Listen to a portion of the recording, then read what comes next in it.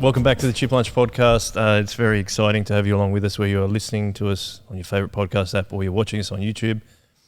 And we talk about having special guests, Ethan. Yes. Welcome to the podcast, by the way. It's good to be here. We talk about having special guests on the podcast, but I think this would probably be, would you think, is the top billing? The peak of special. Peak of special guests. Special. The most special. Yes, we've flown these guests in from Wales just for the podcast. Just for the podcast, for no other reason, just to the podcast. Come on, please introduce our special guest for us. We are joined by John and Sue. Welcome, guys. Thank you. Welcome. Thank you very much. Sorry, his name's Roger. Oh, is it? Roger? It's John Roger. So we're saying Roger. This is great. Okay, no, this is good. Keep this in. Yeah, no, this is Because great. who has told us? So is it John Roger? Well, John being my first name, Yeah. John is on the passport, Yes. Okay, but you prefer Roger. but I was always called Roger up to a stage that the only person that called me John was the dentist I went to. There you Okay. go. And it just stuck with me then, Yeah. but everyone calls me Roger. There you All go. right, we will definitely call you Roger from the rest We of can the defi- podcast. we can Has definitely call anyone you called Roger. you Johnny Roger? Not quite. JR. Yeah, I like okay. JR. That's Yeah. very regal. That's excellent. Very feels very masculine, very manly. I love JR. that. That's fantastic. Yeah. Well, we're not your dentist, so Yeah, that's right. so Yet. Roger and Sue. Yet. Yes. No, I do not have any plans on being a dentist. I think I would do nothing but damage. Yes. So Roger and Sue, Mm-hmm. can you tell people why you actually are here at Zoe Revival Church from Wales, and where you're actually from in Wales? Well, we live in Cardiff. I've lived in Cardiff for nearly 70 years. Roger's lived in Cardiff for 76 years. Nice. So we're Cardiff people. Although I was born in the valleys, in the Welsh valleys, the mining valleys originally. And our son moved here in 2000 and for a year and met his wife and now lives here with 3 children. He lived in Kirrawee.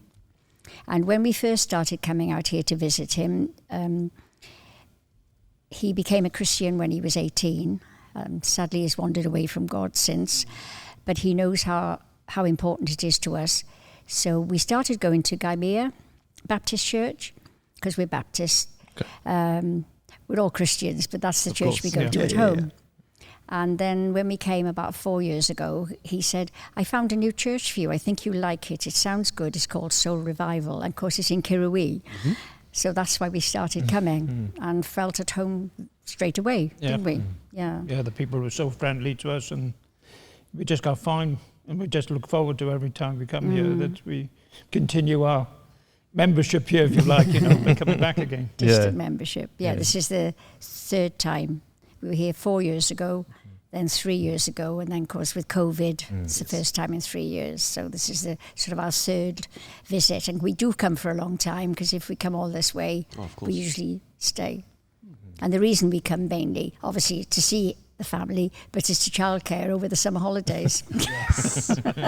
That's why we're picking the children up today. Excellent. Again. Well, thank you for coming. I mean, it's been really lovely, for you, first of all, to come to church.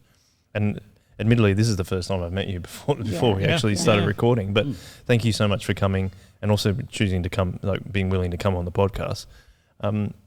So we always, it's called the Chip Lunch Podcast.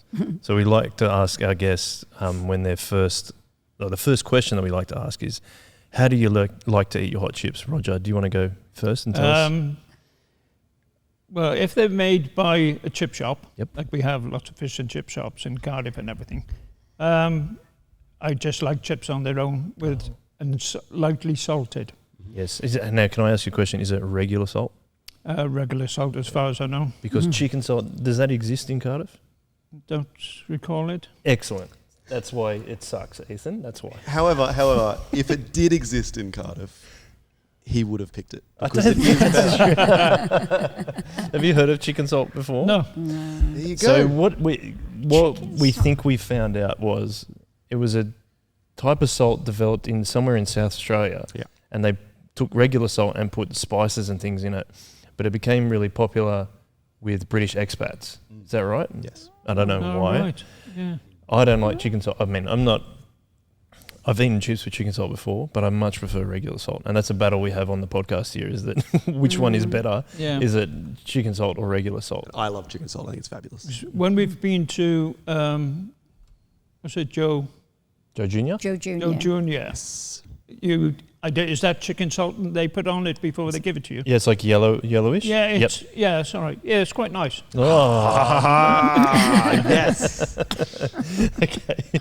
So for you, Roger, it's chips on their own, lightly salted. Yeah. That's it. No sauce or anything. No, a bit of tomato sauce if needed. I like tomato sauce. Is there the best? What's the best? Now do you call them chippies? Chips. No. What we find is strange that you call it chips, what you eat, like we call them crisps. Yes. So when you say hot chips, we don't understand the difference. Chips are always hot. Yeah, that's totally fair. Okay. Because you call them chips. So we'll just draw a line and define it. Just chips in the British Welsh way. Sorry. So, what's the best chip shop that you found in Cardiff, Roger? I'll see if you agree. Sue. There's a couple of very good ones. There's Flanagan's. What a great name. Finnegan's in Lanishon. They're very good. Mm-hmm. I don't eat them because I'm celiac, so I don't have chips because they cook them. There's not any special. The one in Cranella, the fish and chip shop there, all gluten-free, Yes, which is amazing. Yep. We haven't got a shop in Cardiff that does gluten-free. Oh, that's devastating. Although they do gluten-free on one day of the week. Yeah, Oh, do they? sometimes. Yeah, they do sometimes. So Like they a change out the Monday. oil. Before they use the fat for anything else, Yes. they do gluten-free day. Yes. But no. So I'm not a hot chip fan. Oh no! Devastating. Sorry about that. And I'm watching my diet, so I can't have too many chips. Oh, okay. Well, at least, but it's like we've always got to ask that question on the podcast. Of course. Ethan, would you like to say the next question? Well, the other Ask question we always ask on the podcast is, how did you become a Christian? And Roger, because you started with that one, Sue, do you reckon you could kick off the answer to that one? I know this sounds funny because we've done this in our church. We used to have a sort of a Sunday once a month where we did My Story. So different people in the congregation did My Story. I can't remember a time when Jesus wasn't in my life. I don't know whether you've heard of the Salvation Army. Yes. Yeah. Well, when I was lost on the beach, you'd find me in front of the Salvation Army band singing. So from the time I was 5 or 6, which is my sort of earliest memory, I knew Jesus wanted me for a sunbeam, if you like. And since then, my faith has grown. I was baptised at 15 and haven't veered since, and has just got stronger and stronger, and spiritual life has grown, and we served the church. We met in church, youth club, married in our church. The children were dedicated in our church, and so the church we go to is called Albury Road Baptist Church, and it's our spiritual home, and has been for 60 odd years. Yeah, well. That's beautiful. Can I ask you one question though? Is were you your parents Christian? They went to church, Okay. Yeah. token Christians. Yep. My mother became a Christian later in life after my father died, and she became very active in our church, and she recommitted her life. But they were Methodists, and so they were brought up in Christian families. But that's not the same as committing yourself and knowing Jesus as a person. No, but yeah, so that's my story. Okay. Roger, your turn. Yeah, right, I was brought up in a suburb of Cardiff called Lanishon. From the early days, I can't remember exactly when, but I used to go to Lanishon Baptist Church Sunday school and developed from there. I had a very good teacher, Sunday school teacher, Mrs. Clark, who was very close to us in many years and in latter years as well, before they passed away. But she was the main person that gave me and told me about Jesus and everything. And throughout life, I went to the church, Baptist Church in Lanishon. I went to Cubs. I went to Scouts there, and then I grew up. My father unfortunately died when I was 15, And so it was just only my mother and myself. So we were still attending church in Llanishen at the time. But my uncle was an elder of Albany Road Baptist Church. And seeing as it was only the two of us, he took us under his wing, as to say, you know, he was an elder in the Baptist Church. And so we moved to Albany Road Baptist Church and been there ever since. As Sue said, we've grown up together, we did youth club together, you know. We've done all the things. God has been in my life ever since those early days. I've been through quite a few trials and tribulations, and he's always been there for me. He's opened another door. I've lost my job, made redundant so many times, through no fault of myself. Yep. But he was there, edged me on, told me, don't give in, you're okay. And then another door is opened, and, you know, that's been my life throughout. And we've been able to, with the church, we've been able to travel. We've been to mission in Ghana, we've been to Romania, places like that most people wouldn't think of going. Yeah. I was just going to ask you guys, so you obviously grew up in the church, you've been in the church for a long time. Can you paint a picture of what it was like in Cardiff when, like, what was your childhood like in Cardiff? And I didn't want to get this wrong, but can you tell us around what years it was? Because I didn't want to sound rude. Well, no, I was 7 when I moved to Cardiff from the valleys. Very not sheltered, very open. In those days, you know, I'm 76, so I don't worry about knowing my age. So it was, the doors were always open. Everybody was friendly. You were free to roam. So coming to the big city of Cardiff from the valleys was a big move for me, and we bought our first house, and I'm an only child like Roger, so we've got no sort of extended family, and of course it was just after the war, so all around where we lived was bomb sites. Yeah. Because they bombed churches, they were trying to get the docks, so it was very difficult, but we had a happy childhood. I made friends quite easily. I didn't enjoy school very much. That was just me, I think. I'm not so bad now, but I used to be very sensitive. So people teased me, and I reacted to teasing. So they teased me more. I wore glasses from the time I was 4. So they used to call me Four Eyes and Reservoir and Tap because I cried so easily, and so it wasn't an easy childhood, but it was okay. High school was better, and I left school I got my what we call GCSEs. That's like the HSC kind of thing, isn't it? Yeah, I think so. And then I went into the civil service. Okay. And started work when I was 16. I didn't want to stay on in school. I should say that's this. If you're living in that's kind of year 10.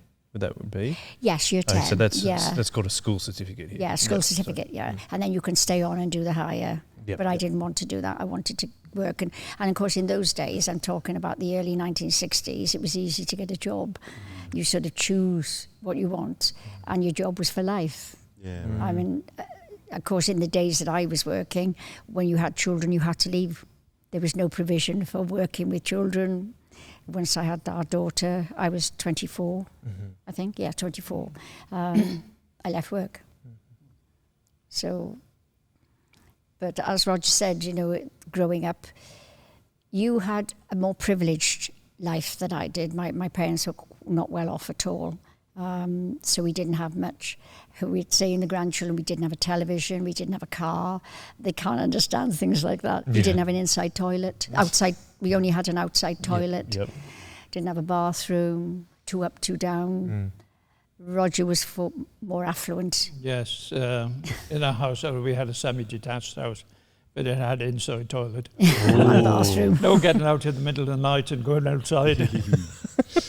It's actually like, just hearing you talk about that, we had Pete Crawshaw on a long time ago, yes. Stu's dad, and your exactly description is very, very similar to what it was like in Sheffield for the same. In Llanishen, it was great. My childhood was good. I had a lot of friends who lived in the street, and we were close. You know, we would hang out together if you like. You know, Yep. but we mainly. One of our friends, Peter, he had a table tennis table in his garage. So we'd spend most nights playing table tennis. Awesome. And I've played table tennis ever since, you know. That's great. But it's great, you know, it was a way of bonding together with us. Unfortunately, Peter died quite a long years. Well, he was only quite in his 40s, Yes. wasn't he? Roger's, Yeah, wow. Roger's But best friend. so I lost contact with the other boys. But that's part of life growing up. You move in different directions. You meet new friends, you know. And, you know, we've been at the church, you know, for over 60 years. And we've grown up as a group. Yep. There's a group of youngsters that came to youth club and everything. And we've grown together. And we've intermarried, if you like, in between the group. Yeah.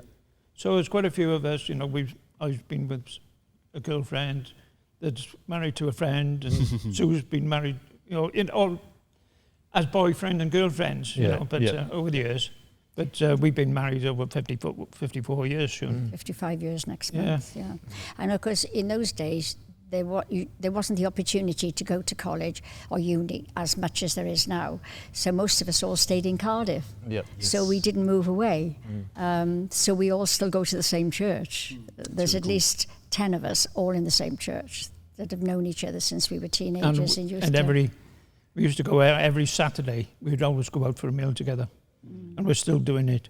Still doing it. Lunchtime. Although some of them have lost their partners, Yep. we still go out with them, and That's awesome. That's if lovely. possible, one has heart problems, and you know, and they over the years they've struggled, but we tend to go to their house or something, That's so nice. everyone gets involved. Yeah. And is it?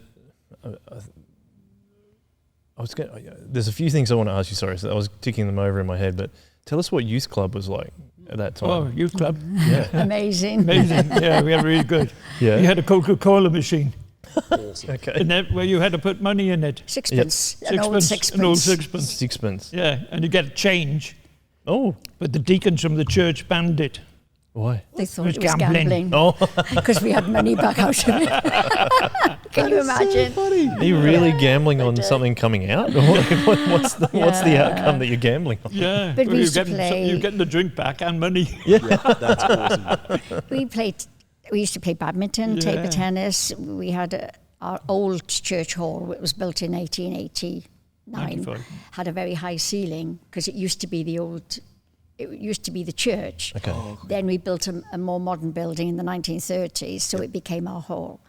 But it had a ceiling like this, so we used to play badminton and A lot of racket sports going on Yes. in Cardiff. yeah, That's yeah. Well, there interesting. was, yeah. I mean, still are now. Is that like a space issue? Like we can play a smaller game somewhere? Is that why, do you think? Or is it? No, I don't know what. You know, sport's always been around, Yeah, isn't it? yeah. Certainly. Yeah, this is made an ideal. Yeah. Sport. Oh yeah, Yeah. ideal. Yeah, we should play Yeah. some. I'm sure that We actually, as youth we pastor, I'm actually sure you have some- played some racket we have sports here. definitely played some racket sports here. Yeah. Have you ever good seen that game? It's like tennis, but it's indoors, and there's like statues in there, and like if you hit the statue, it's a certain amount of points, but you keep playing. I have to find it's outrageous. It's got like Dodgeball we play. oh Dodgeball is that's. Am I right? It's Yeah, dodgeball. was You a big play it? ball. Well, you're a in youth it? club. No. We've been leaders of youth club for many years because we started in youth club and then became leaders as we got They're older. both qualified youth leaders. excellent. Yeah, that work for the council, local we were education with authority the as council and well. outside Oh, Yeah. okay. hostels. What does that mean if you're qualified as a youth leader? Well, it means that we both worked for the local education authority in Cardiff, Okay. Yep. paid as wardens of youth clubs In the evenings. in the evenings. Oh, and so what's the purpose of having the? Is it every evening of Yeah. the week? Yeah. Yeah. And why is that? Is it because other parents are working? No, it was No. just to keep the kids off the street, really. In the Okay. evenings. Yeah, Okay. this isn't church. Church youth club was always on a Saturday.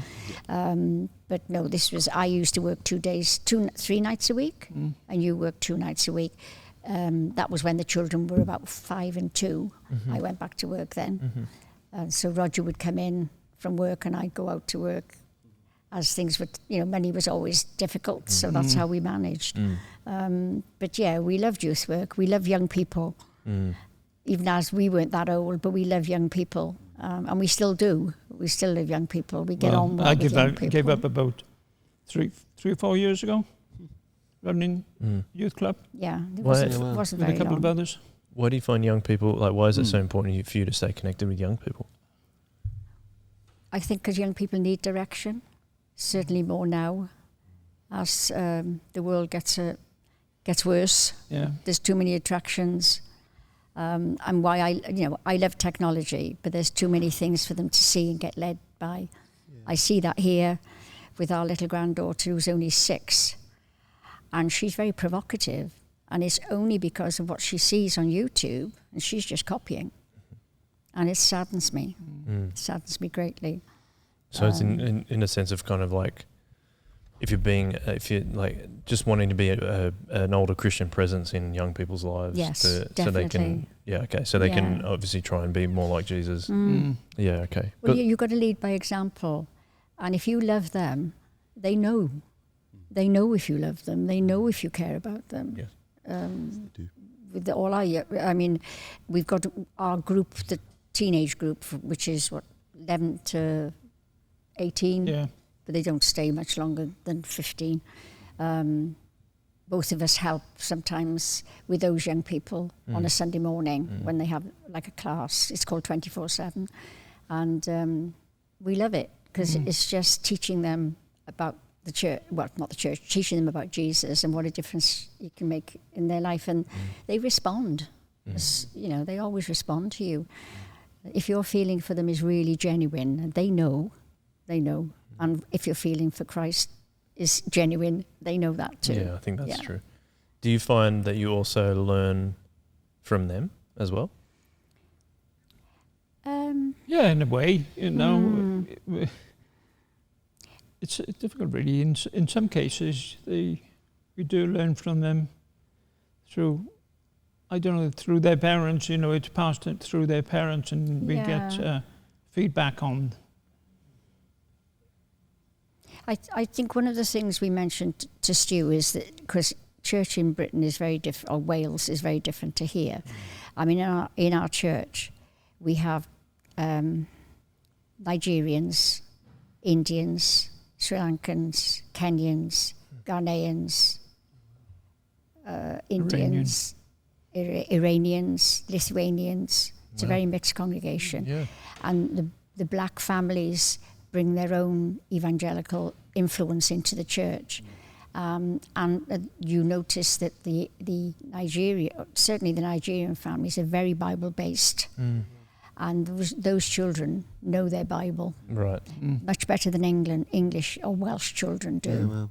It seems to have gone by the board. I mean, when I was in Sunday school, I used to take Scripture Union exams, to show how much you know about the Bible. And although we're saddened because David doesn't go to church, he still had to have the children christened. That's part of his. And if something's wrong here, he will ring up and ask me to pray about a situation. And he found the church for us and was quite happy for us to bring the children as well. And when I think they choose to do Scripture. Yes. Yes. Well, he's got them doing Scripture. Fantastic. So, we pray that God will bring him back. Yeah. Yes. So. Seed is there. The seed is there. And I think that's what you're also doing when you're hanging out with the younger crew. Back at your church in Wales. I think they're definitely seeing that. And as you said, they know whether you truly love them or not. Yeah. And also whether or not you love Jesus. Yes. And I think that's what's really important. I mean, Ethan's been indoctrinated by Stu about youth ministry for a long, long time. But I grew up in youth ministry. I was a youth leader. Ethan is now a youth pastor here at Soul Revival Church. We also have the same thoughts around the youth, is that it's like we say that they're the church of today, not just tomorrow. No, definitely. And having that attitude with our younger crew really helps them grow up to be more, in terms of discipleship and just learning the Bible and just also trusting you and showing them respect and loving them, like you said. I think it makes a huge impact. I mean, do you want to You are the youth pastor, Ethan. Do you want to throw something on I that? have nothing other than everything being said is super solid in that yeah, we just so much of the joy you get out of youth ministry is as you love them, getting to a point where they go, oh no, actually we love you too.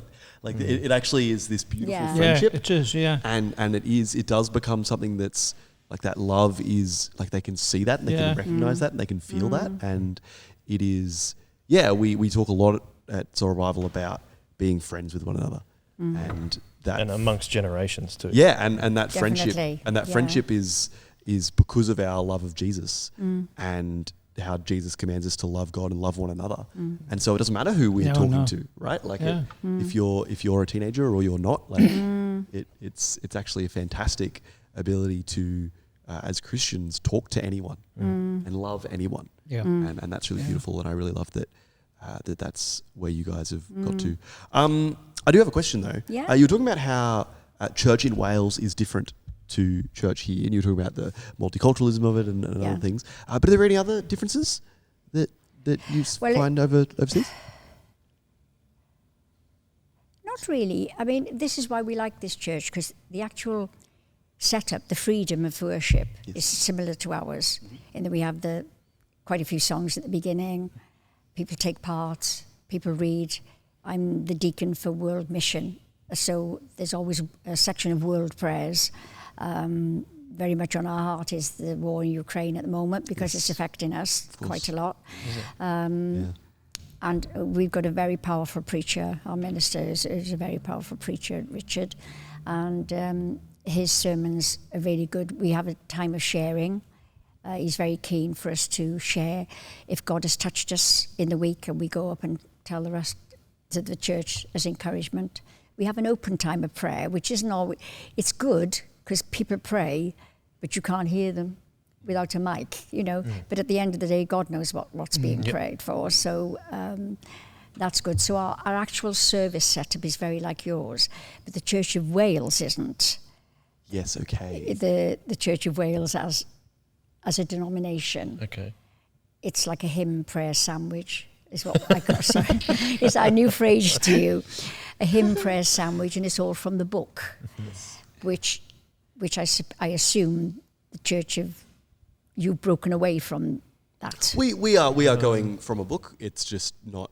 Yeah, it's got a prayer. We We're try and going do from the a prayer book service, but But it looks a little bit different. Yeah. In that it's the same structure. Yeah. And the same stuff gets talked about, but we're not just reading from the book. That's right. No. Yeah. But there are a lot of evangelical Anglican. I could say Anglican is easy for you to springing up in Wales, isn't there? Church of Wales. There's one called Citizen Church, which is only around the corner from us, and that has 300 young people. There's no chairs; they sit on the floor, and that is growing and growing and growing. And it is. It's amazing. It's incredible. the power of just preaching the gospel. Yes. Right, is actually. It's funny that when we do on our other podcast, we call it shock absorber. We've talked about many various things throughout history and how we do church and all that kind of stuff. And then we looked at revivals and things like that, and all the revivals, and there was a Welsh revival too, wasn't there? Yes. Early 1900s. Yeah. And we looked at some of them in America as well, but they all started with one person or a small group of people praying and sharing the word with people. That's it. That's how they started. And I think it's funny how when we think about how we do church and things like that, it's like, if we do all these things, then people will come. But a lot of the time when you hear that, it kind of sounds like you're relegating the influence and the ability of God to actually make it happen. So then okay, instead with these revivals, they're like, let's align ourselves with God and keep praying, keep talking to God, and then He'll do the work through us. And I think, I don't know if it's the Western church or what church it is, but it's kind of like we try and professionalize everything and we end up forgetting that actually God's the one that's doing the work through us. I don't know if you agree, but we're just having a conversation. What do you think, Roger? You got anything to add? I think so. Yeah. I was going to say something. It's gone. Over to you. That's right. I do that all the time too. Gimmicks don't work. Yes. That it's got to be a sincerity, and belief, really. And the same as with the young people. Yes, that's right. And they can see through gimmicks. Of course they can. Like nothing else. Yeah. I think we found it harder. COVID's done a lot of damage in Britain, really, as far as churches. So many people haven't gone back to church for different reasons.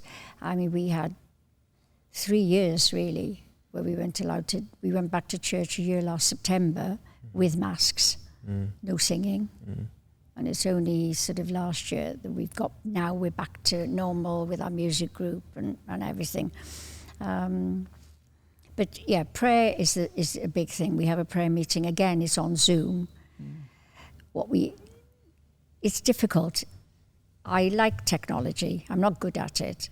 But at least you don't have to get up and go out. Yes. But then you see there are the older generation who not technical, who haven't got computers, so they miss out on everything because they can't join in. Yep. It is a difficult one, but the church is a family. It's not a segregated older, young person. It's a family. And we're all from different families.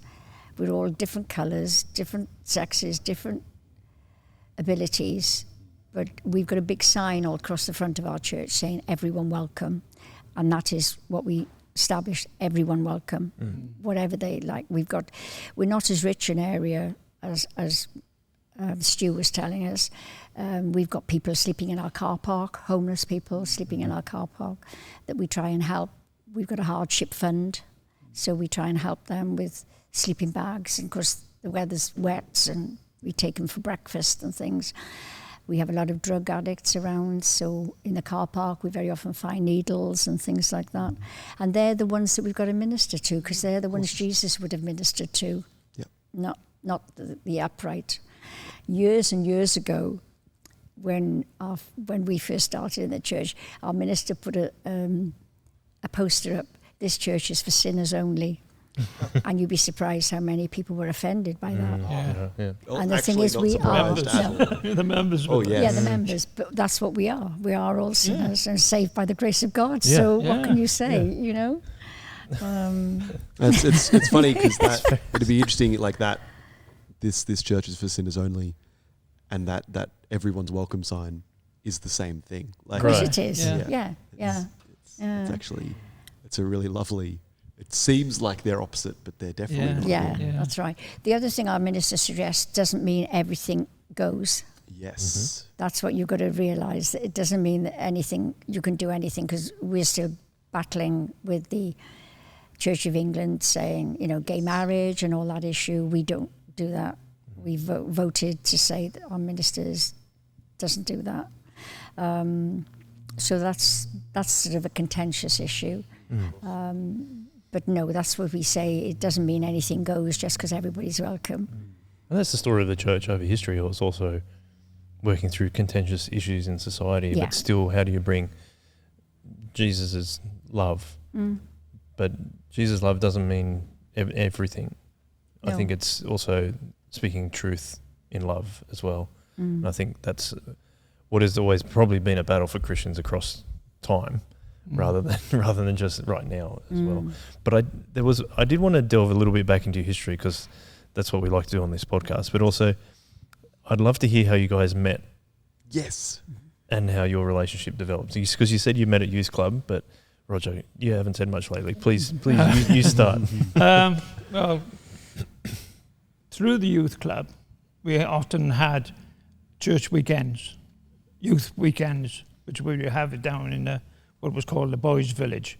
And there was sleeping quarters, and then there was a church there, and there was a room for discussions. And we would have a couple of the church leaders come and talk to us and bring us up to date with our Christian lives. And Sue had previously engaged before I met her. Oh. Although we were in the same youth club, she had a fiancé, if you like. Oh. But she'd broken it off.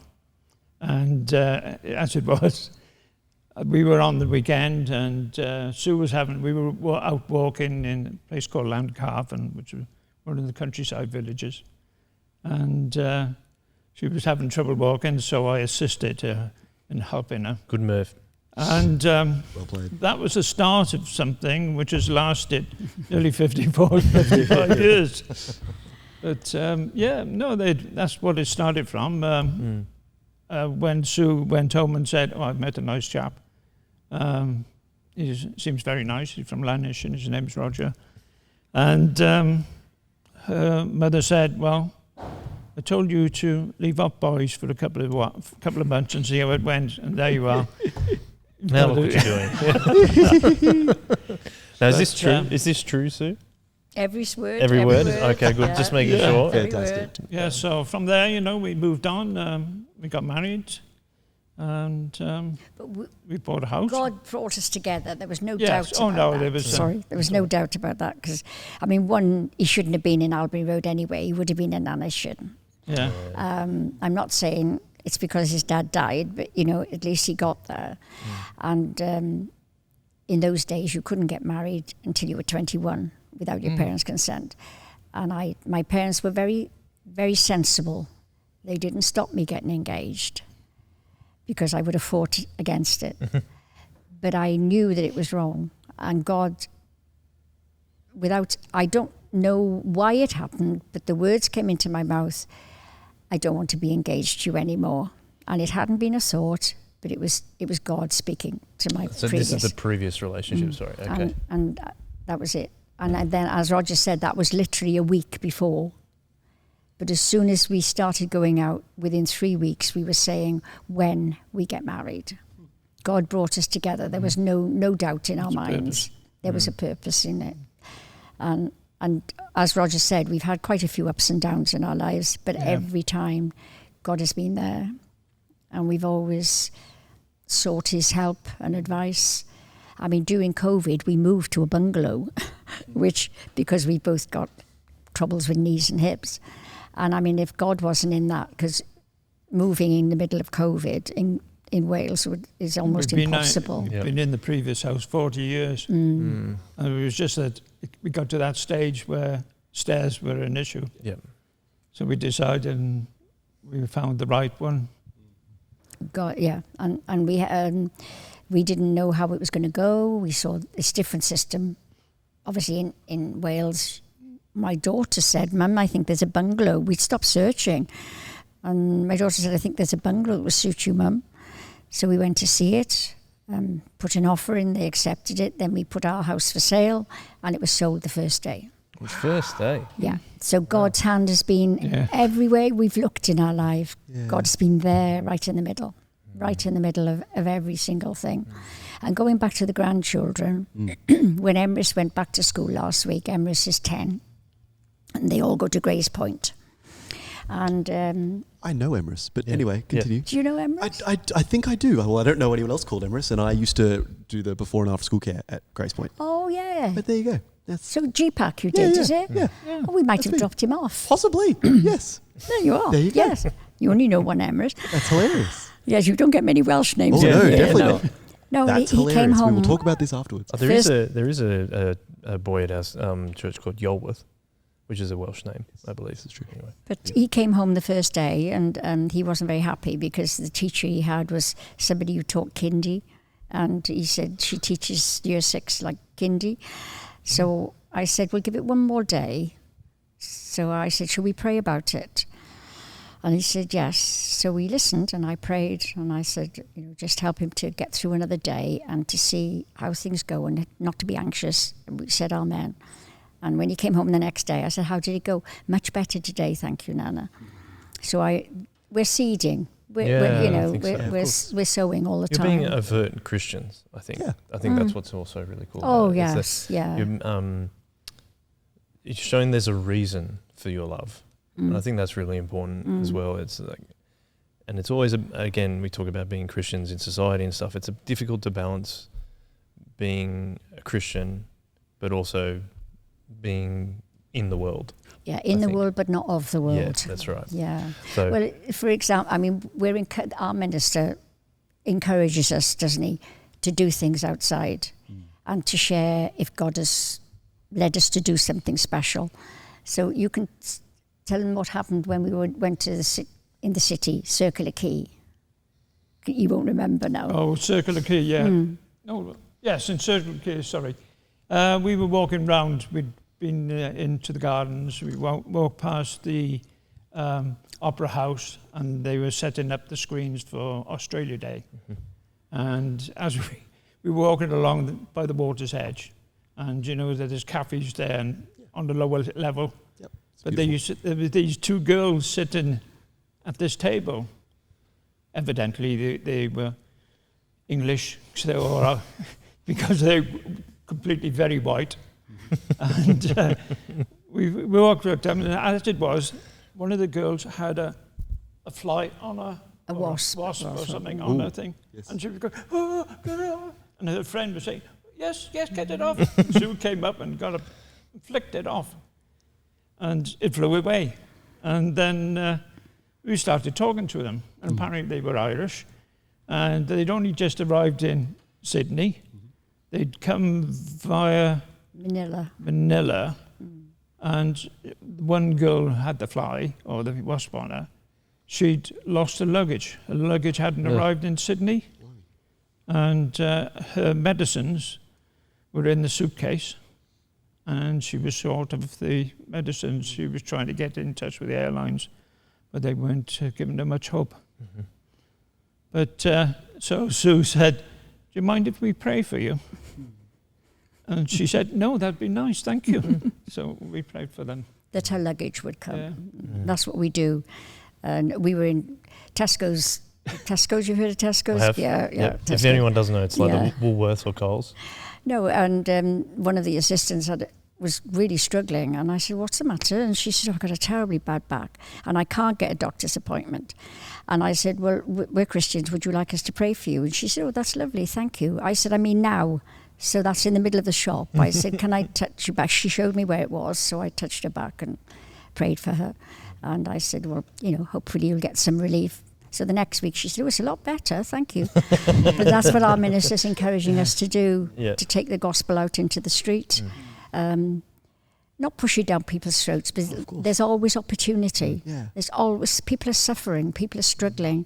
And there's not many times when you say to people, can I pray for you, that you don't get a positive response. People are searching, people are wanting prayer, but not necessarily wanting to go to church.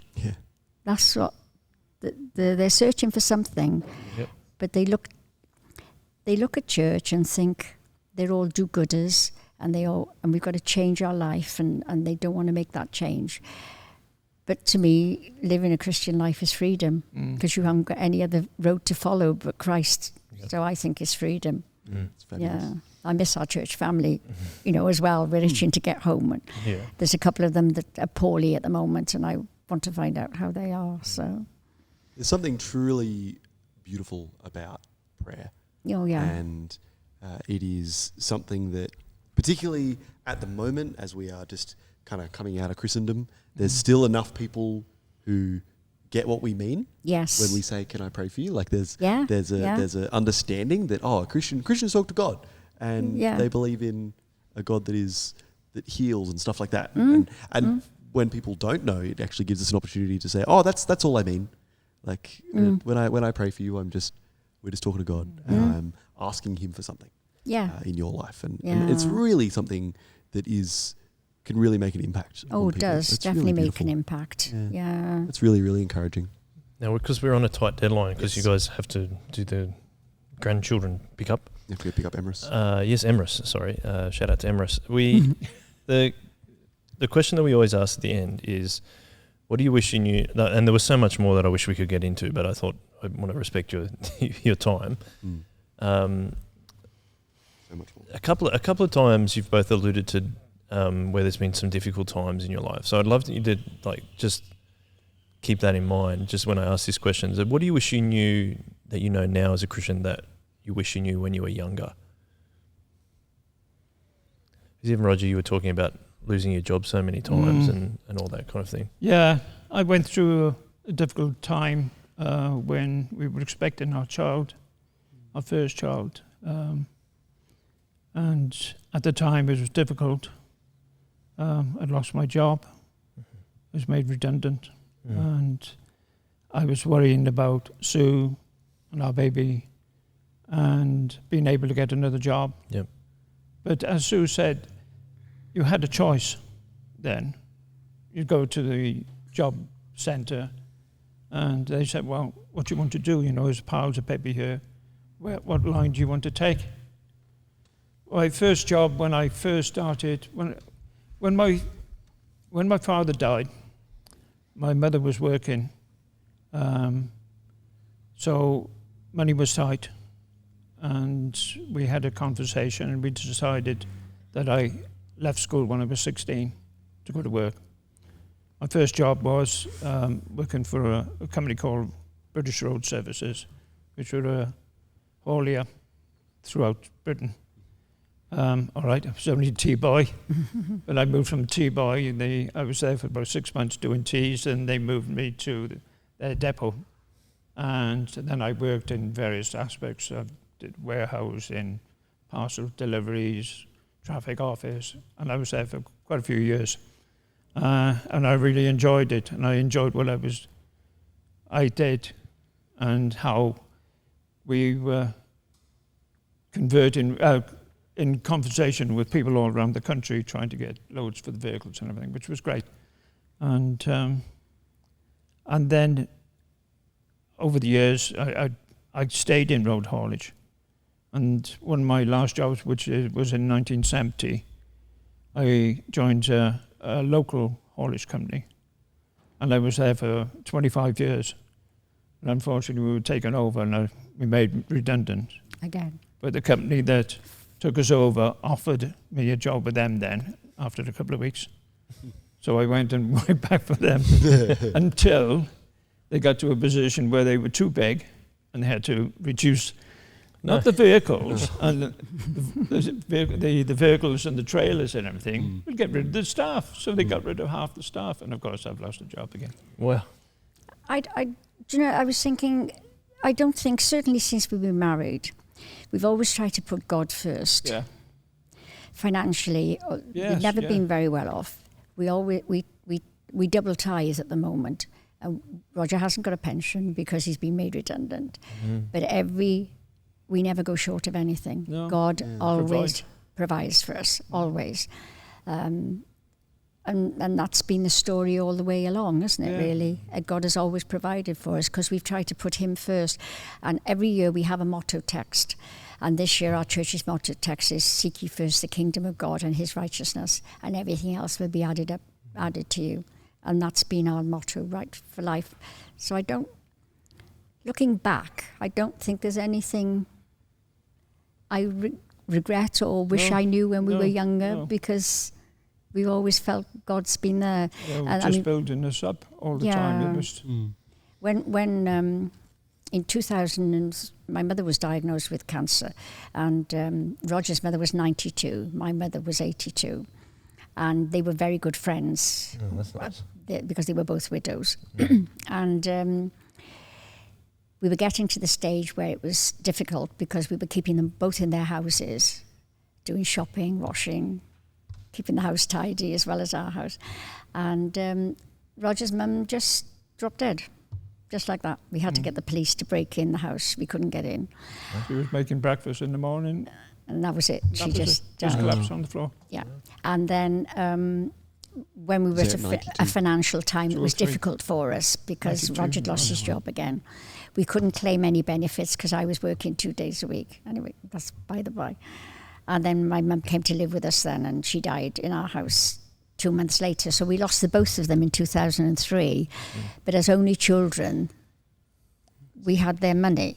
Okay, now it wasn't masses, but ever since that, we've used that to benefit anybody else that we can. Yeah. This is why we've been to Romania twice. We've done mission to Ghana twice. Anybody needed financial help. That's the other thing we have is loads and loads of asylum seekers because they put them in the big cities. So we get mainly Iranians, asylum seekers. Right. And we've got 4, I think, that we've helped get houses. We buy things for them. That is beautiful. Call us their Welsh mum and dad. Yeah, we're called their Welsh mum and dad. Their parents as well. Yeah, but what's God blessed us then with finances that we've never had before, and all we try and do is bless other people with the finances that we've got. You know, it's. Sorry, I'm just looking at the watch. Just thinking of the kids. Right on time. So to wrap it up, we like to wrap up the chips to finish off. Thank you. That's the best laugh I've got. I'm laughing at the chips. Yeah, that's it. Just thank you very much for coming on. Thank you so much. Massively. Thanks for asking us. Thanks for making the time. It's really lovely to know that part of our church family is you're over in Wales, and we are part of the same family. You talked about families before. Yeah. Jesus is the one that brings us all together. Yeah. So I've been really encouraged by you guys. So thank you very, very much. That's all right. And Ethan, final words, quick. Just thank you, and you guys got to go. So we like to finish every podcast with a one way, where we just say to the camera, one way. So if you'd love to join us with that. It's an old Larry Norman thing. He said one way to Jesus. One way. One way. One way.